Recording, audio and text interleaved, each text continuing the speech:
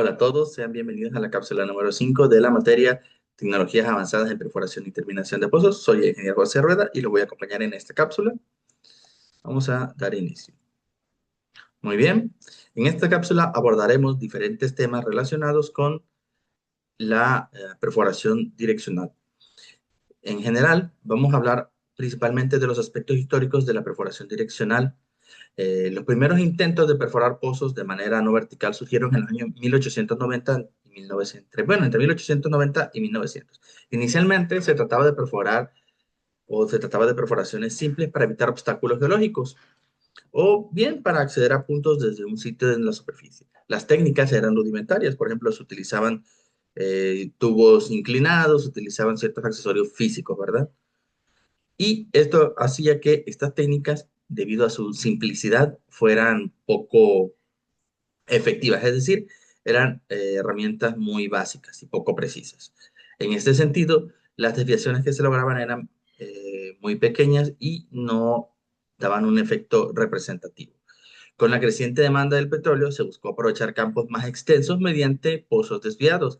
Asimismo, se introdujeron herramientas de deflexión y tubos con curvas que permitieron controlar o dar un control limitado de la dirección del pozo. La precisión seguía siendo baja y la práctica era más bien un arte que una ciencia, porque no estaba perfectamente estipulado, ¿verdad? Se consideraba más bien como una técnica auxiliar de apoyo ocasional y no como una herramienta de todos los días, ¿verdad? La tecnología de la perforación direccional seriamente, o sea, ya a un nivel profesional y sobre todo ya hablando a un nivel estratégico, empezó entre la década de los 20 y los 30, ¿verdad? Estamos hablando, por ejemplo, que en 1930 se perforó el primer pozo direccional controlado en Huntington Beach, California. Inicialmente, las prácticas de la perforación direccional comenzaron con la idea de aprovechar yacimientos que se encontraban muy cerca de la costa, pero que no querían utilizar barcazas o no querían utilizar plataformas petroleras, ¿verdad? Porque evidentemente un equipo de tierra es mucho más económico que una plataforma. En ese sentido, el esfuerzo que se hizo era para ese pozo en particular, o el pozo esos de California, fue que se empezaron a perforar porque el yacimiento estaba relativamente cerca de la costa y era más fácil perforarlo desde, o era más económico perforarlo desde la costa, direccionando hacia afuera de ella. En 1934 hubo, digamos, una publicidad interesante respecto a la perforación direccional, hubo una perforación de un pozo direccional para un accidente muy grande que hubo en Conroy, Texas, donde un pozo se descontroló y tuvieron que hacer la perforación de un pozo de alivio para desviar la cantidad de material combustible, ¿verdad? Y así comenzó la historia de la perforación direccional. En México, el primer pozo direccional fue registrado en las Chuapas en 1960.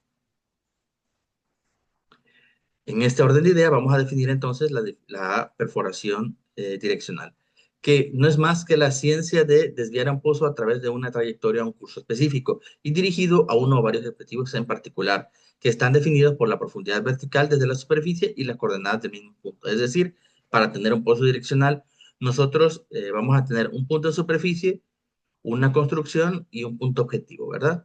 La localización o punto de inicio, así como el objetivo, deben estar definidos por un sistema de coordenadas dados. Es decir, se establece un sistema de coordenadas arbitrario para determinar el posicionamiento, ¿verdad?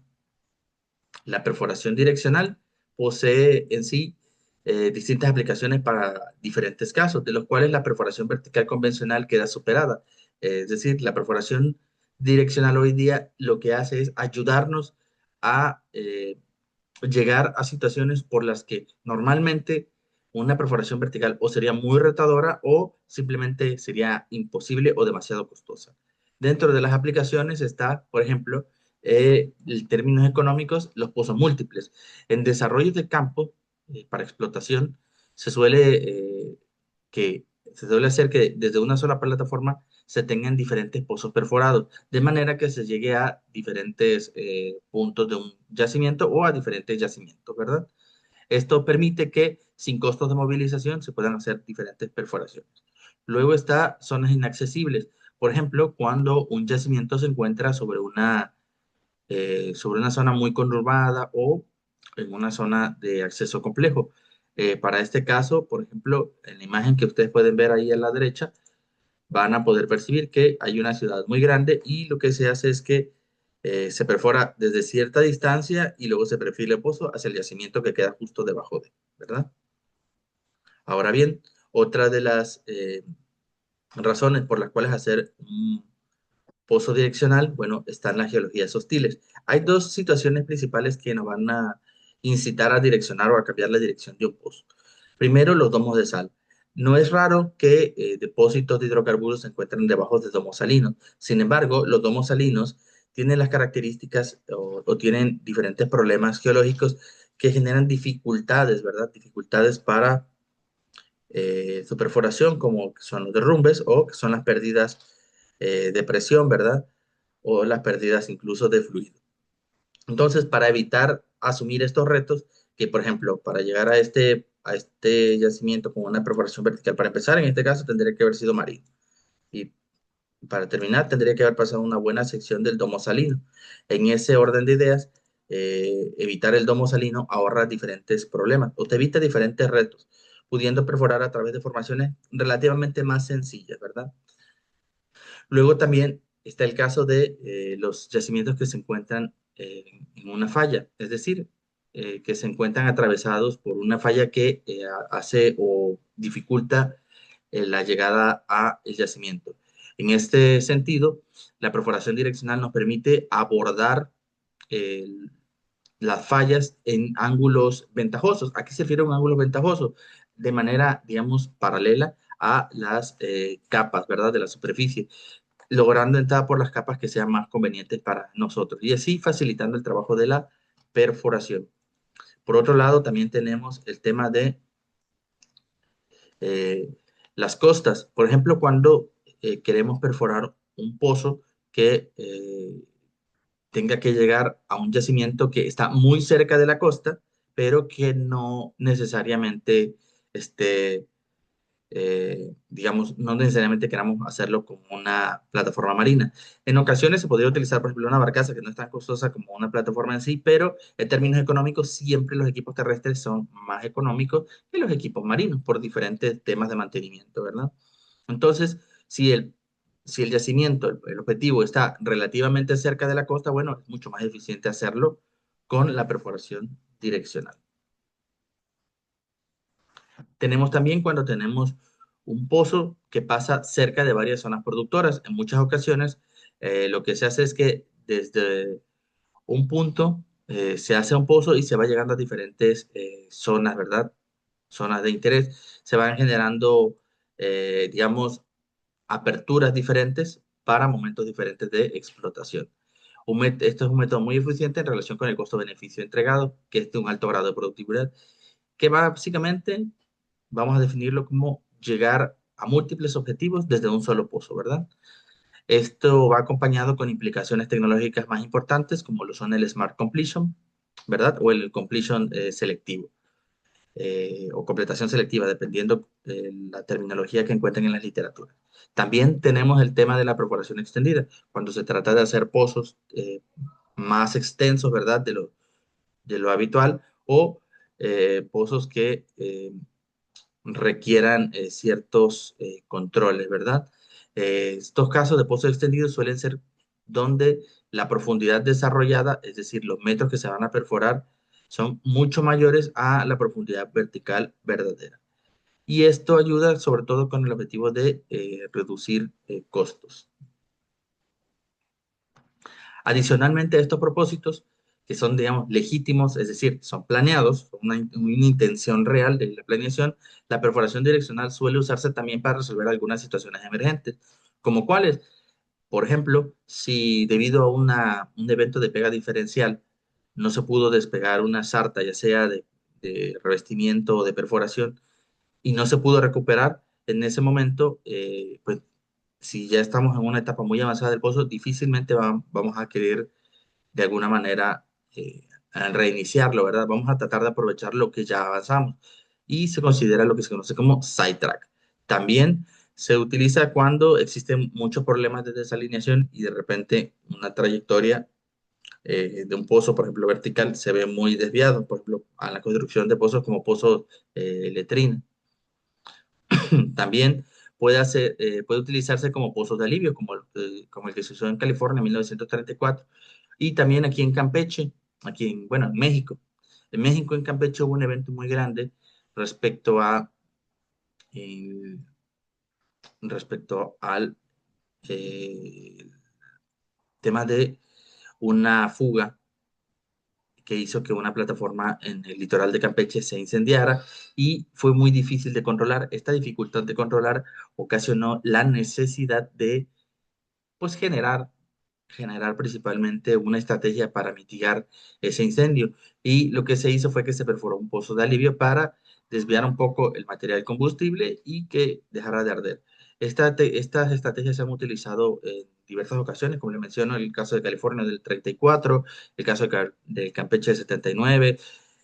También hay un pozo que se llamaba Terra 123 que se perforaba en la zona sur de México, en el que se descontroló el pozo Terra ya en la etapa final, en la etapa en la que iban a pasar a la etapa de producción o a la fase de producción, y bueno, se tuvo que hacer un pozo de alivio para solucionar ese incendio que duró varias semanas, ¿no? Ahora bien, respecto a los pozos direccionales, podemos encontrarlos en diferentes formas y a estas formas las vamos a conocer como perfiles. En general vamos a hablar de 4 perfiles típicos, sin embargo, cada perfil tiene subperfiles como J o S modificado, horizontales preferentes, horizontales no preferentes, y va a depender un poco de cómo lo manejen la literatura que ustedes estén revisando, ¿no?